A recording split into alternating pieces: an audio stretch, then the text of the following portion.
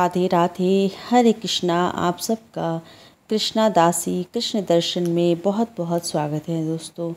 एकादशी के दिन कैसे करें राधा रानी की सेवा, ये वीडियो इसी पे आधारित है।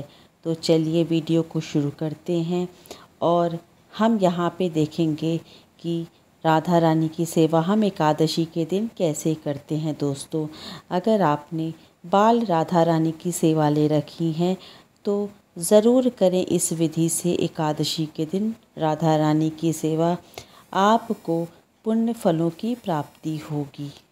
कहा जाता है कि राधा रानी की सेवा करने से भगवान कृष्ण के साथ साथ भगवान विष्णु की भी कृपा प्राप्त होती है। तो सबसे पहले क्या करेंगे कि एक पात्र ले लेंगे। पात्र आप चाहे तो चांदी का, पीतल का, सोने का भी पात्र आप ले सकते हैं। उसमें आप शुभ चिन्ह बना लीजिए। स्वास्तिक, ओम, चंदन से, रोली कुमकुम से भी बना सकते हैं, क्योंकि आपको सेवा राधा रानी की करनी है। आप सुंदर से उस पर शुभ चिन्ह बना लीजिए और उसके बाद उसमें कुछ फूलों की पंखुड़ियाँ सजा लीजिए। फूलों की पंखुड़ियाँ खूब अच्छे से सजा लीजिए। राधा रानी की सेवा जब भी हम करते हैं तो तुलसी दल का इस्तेमाल नहीं करना चाहिए, जैसे क्योंकि तुलसी माता खुद भगवान विष्णु की सेवा में लगी रहती हैं, इसीलिए तुलसी दल राधा रानी की पूजा में नहीं लाया जाता है। अब इसके बाद राधा रानी के स्नान की तैयारी हम सबसे पहले करेंगे। तो इसके लिए हमें क्या चाहिए होता है, स्नान कराने के लिए सर्वप्रथम राधा रानी को हम इस पात्र में विराजमान कराएंगे और विराजमान कराने के लिए राधा रानी को वस्त्र पहना के ही स्नान कराना चाहिए। और इसके बाद से सर्वप्रथम गंगा जल से हम स्नान कराएंगे और मंत्रों का जाप करते रहना चाहिए। एकादशी के दिन तो वैसे ओम नमो भगवते वासुदेवाय नमः मंत्र से पूजा अर्चना वंदना की जाती है, लेकिन आप राधा रानी की पूजा में राधा राधा राधा राधा श्री राधा राधा राधा राधा इस मंत्र से भी राधा रानी की सेवा पूजा अर्चना वंदना कर सकते हैं। इसके बाद देखिए, हमने गंगा जल से स्नान कराया, पंचामृत से स्नान कराया, किसी भी चीज़ से स्नान कराएंगे। उसके बाद शुद्ध जल से स्नान अवश्य कराएं। इसके बाद सुगंधित जल से स्नान कराएं। सुगंधित जल से ज़रूर एकादशी के दिन स्नान कराना चाहिए। इससे हमें सभी सुख सुविधाएं आसानी से इस संसार में प्राप्त हो जाती हैं। पुष्पों से स्नान कराइए। ये सभी स्नान एकादशी के दिन राधा रानी को ज़रूर कराया जाता है। सभी सुख सुविधाएं, सांसारिक सुख सुविधाएं हमें प्राप्त होती हैं। अंत में हमें बैकुंठ की प्राप्ति भी होती है। इस तरह से आप राधा रानी को स्नान कराएं, फिर शुद्ध जल से स्नान कराएं। अच्छे से स्नान कराने के बाद राधा रानी के श्री अंग को, श्री विग्रह को साफ स्वच्छ तौलिए से आप पोंछ लीजिए। उसके बाद आप राधा रानी को सुंदर सा श्रृंगार कराइए, स्वच्छ और सुंदर वस्त्र धारण कराइए। राधा रानी का प्रिय रंग नीला रंग होता है, ये सबको पता है, लेकिन आज एकादशी है। आप चाहें तो पीले रंग की भी पोशाक धारण करा सकते हैं, लेकिन मैंने यहाँ पे नीले और लाल रंग के कॉम्बिनेशन का ही ड्रेस पोशाक यहाँ पे देखिए धारण कराया है अपनी किशोरी जी को, और ये ड्रेस बहुत ही ज़्यादा सुंदर लग रहा है। राधा रानी का प्रिय रंग भी इस ड्रेस में शामिल है और हमारी किशोरी जी बहुत प्रसन्न भी लग रही हैं। अब इसके बाद से हम राधा रानी का श्रृंगार करेंगे। दोस्तों, एकादशी के व्रत की शुरुआत जो नियम होता है वो दशमी तिथि से ही प्रारंभ हो जाता है। तो हमको उसका नियम दशमी तिथि से ही लेना चाहिए। दशमी तिथि को ही सूर्यास्त से पहले हमें भोजन कर लेना चाहिए। सात्विक भोजन ग्रहण करना चाहिए। लहसुन प्याज से बनी भोजन कभी नहीं किया जाता है और तामसिक चीज़ों का सेवन नहीं करना चाहिए। दशमी तिथि से ही हमें एकादशी के नियमों का पालन करना चाहिए और राधा रानी को जो हम भोग लगाते हैं उसका भी हमें विशेष ध्यान रखना चाहिए।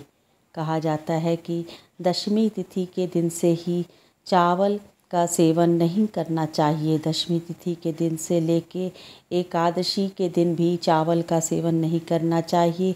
चावल का सेवन पारण के करते समय हमें करना चाहिए। जब हम दान दक्षिणा दे देते हैं, ब्राह्मण को भोग करा लेते हैं, तब हमें पारण के समय चावल का सेवन करना चाहिए। यहाँ पे देखिए, एकादशी के नियमों का बात करते करते हमारी लाडली जी का बहुत ही सुंदर सा देखिए श्रृंगार भी हो गया है। दोस्तों, एकादशी के दिन भूलकर भी किसी भी वृक्ष के पत्ते नहीं तोड़ने चाहिए और तुलसी के पौधे में जल नहीं दिया जाता है एकादशी तिथि के दिन, क्योंकि कहा जाता है एकादशी माता स्वयं व्रत रहती हैं भगवान विष्णु के लिए, और जब हम जल देते हैं तो उनका व्रत खंडित हो जाता है। इसलिए एकादशी के दिन भूल कर भी जल नहीं देना चाहिए। यहाँ पे देखिए, हमारी लाडली जी भी एकादशी व्रत के दिन कितना सुंदर सा इनका श्रृंगार हो गया है। और अब हम रोली, कुमकुम, चंदन आदि से लाडली जी की सेवा करेंगे, पुष्पों से सेवा करेंगे, इत्र सेवा करेंगे। ये सारी सेवाएं एकादशी तिथि के दिन अवश्य करनी चाहिए। इससे हमें राधा रानी की विशेष कृपा प्राप्त होती है। और एकादशी तिथि के दिन सात्विक भोग लगाना चाहिए, जैसे कि ऋतु फल का भोग लगाइए आप। राधा रानी का प्रिय भोग होता है मीठा में रबड़ी, तो आप रबड़ी का भोग लगा सकते हैं। ज़रूर लगाइए एकादशी तिथि के दिन राधा रानी का प्रिय भोग रबड़ी। आप रबड़ी का भोग लगा के अगर आप एकादशी व्रत का पालन करते हैं तो फिर आप उस भोग को प्रसाद में ले भी सकते हैं। अगर आप व्रत हैं तो आप उसको फिर खा भी सकते हैं, क्योंकि एकादशी के व्रत में दूध से बना भोग हम ग्रहण कर सकते हैं। इसके बाद ऋतु फल का भोग लगा सकते हैं, मखाने की खीर का भोग लगा सकते हैं, सूखे मेवे का भोग लगा सकते हैं, यानी कि पंच मेवा का भोग लगा सकते हैं, मिश्री का भोग लगा सकते हैं। दूध ज़रूर पिलाइए राधा रानी को, क्योंकि हमारी राधा रानी यहाँ पे बाल राधा रानी के रूप में विराजमान है। जैसे हम अपने बाल गोपाल लड्डू गोपाल जी को प्रतिदिन सुबह और शाम दूध का भोग लगाते हैं, वैसे ही यदि आपने बाल राधा रानी की सेवा ले रखी है तो सुबह और शाम बाल राधा रानी को आप दूध का भोग ज़रूर लगाइए। इससे आपको राधा रानी की विशेष कृपा प्राप्त होगी। इसके बाद आप एकादशी तिथि के दिन राधा कृपा कटाक्ष स्रोत का पाठ कर सकते हैं, राधा जी के 32 नामों के पाठ कर सकते हैं और राधा रानी की आरती कर सकते हैं। इस तरह से देखिए, जब राधा रानी का संपूर्ण श्रृंगार हो जाता है तो राधा रानी को आईना ज़रूर दिखाइए और आप उन्हें बताइए कि देखिए आप कितनी सुंदर लग रही हैं, तो उन्हें बहुत ही ज़्यादा अच्छा लगता है।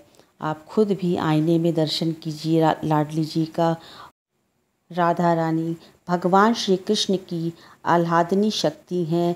वे दोनों एक दूसरे के पूरक माने जाते हैं। कहा जाता है कि भगवान श्री कृष्ण अगर शरीर हैं तो राधा रानी उनकी आत्मा है। भगवान श्री कृष्ण और राधा रानी को कभी अलग नहीं समझना चाहिए। दोस्तों, राधा रानी की सेवा करना परम ही दुर्लभ होता है। जिसके ऊपर राधा रानी की कृपा होती है, उन्हीं के घर में बाल राधा रानी विराजमान भी होती हैं।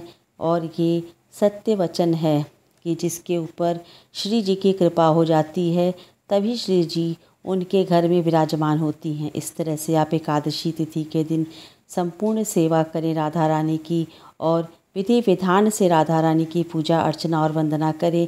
एकादशी तिथि के दिन आप एकादशी व्रत कथा अवश्य सुने और पाठ भी करें, भोग लगाएं, लड्डू गोपाल जी को भोग लगाएं। और लड्डू गोपाल जी का जो प्रिय भोग होता है वो लड्डू गोपाल जी को लगाएं, जो राधा रानी का प्रिय भोग है वो राधा रानी को लगाएं। और इसके बाद आरती करें, भोग लगाएं, कीर्तन करें। एकादशी तिथि के नियमों का पालन अवश्य करना चाहिए। एकादशी तिथि के दिन बाल धुल के स्नान कभी नहीं करना चाहिए। एकादशी तिथि के दिन दाढ़ी नहीं कटवानी चाहिए, बाल नहीं कटवाने चाहिए, नाखून नहीं काटने चाहिए और एकादशी तिथि के दिन भूल कर भी मांस मदिरा का सेवन नहीं करना चाहिए। तामसिक चीज़ों का परहेज नहीं करना चाहिए। पृथ्वी शयन करना चाहिए, रात्रि जागरण करना चाहिए और पारण करते समय पारण करने से पूर्व दान दक्षिणा देकर ही ब्राह्मण को भोजन कराकर ही पारण किया जाता है। तो एकादशी तिथि के दिन कैसे करें लाडली जी की सेवा, कैसे लाडली जी का स्नान कराएं, किस चीज़ से स्नान कराएं कि आपको शुभ फलों की प्राप्ति हो, किस रंग का पोशाक किशोरी जी को आप एकादशी तिथि के दिन धारण कराएं, क्या भोग लगाएं और लाडली जी के किस किस स्रोत का पाठ आप एकादशी तिथि के दिन करें। उम्मीद करती हूँ कि इस वीडियो के माध्यम से आपको संपूर्ण जानकारी मिल गई होगी। तो ज़रूर करें एकादशी तिथि के दिन बाल राधा रानी और लड्डू गोपाल की विधि विधान से पूजा अर्चना और वंदना, इससे परम सुख की प्राप्ति होगी। कहा जाता है कि भगवान विष्णु के बाल स्वरूप हैं लड्डू गोपाल जी और भगवान श्री कृष्ण की आह्लादनी शक्ति हैं राधा रानी। जो इनकी सेवा कर लिया उसे परम सौभाग्य की प्राप्ति हो जाती है, उसे वैकुंठ की प्राप्ति होती है और जिसको राधा और कृष्ण की भक्ति मिल गई उसे इस दुनिया से क्या चाहिए।